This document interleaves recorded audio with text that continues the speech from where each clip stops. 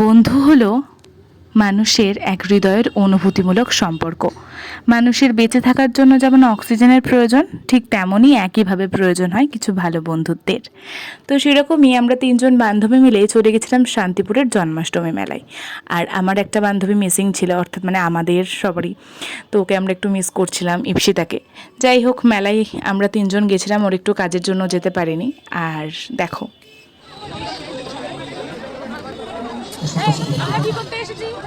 সর্বাধিক ধন্যবাদ জানাই যারা একদম করবো না আর আমাদের তো এসব চলতেই থাকে পাগলামি। তো মেলায় গেছি আর সেখানে দোল দেখবো না তা হয়, দেখছিলাম। আর সাথে আমাদের অনেক রকম পাগলামি চলছিল। जो भी है घर में जाके देखूंगा।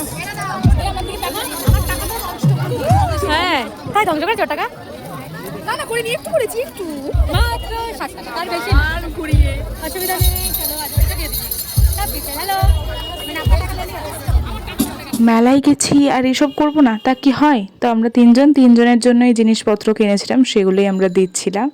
আর এইভাবেই অনেক মজা করে, অনেক আনন্দ করে আমরা মেলা থেকে বাড়ি চলে এলাম। কেমন লাগলো অবশ্যই জানিও। বাই।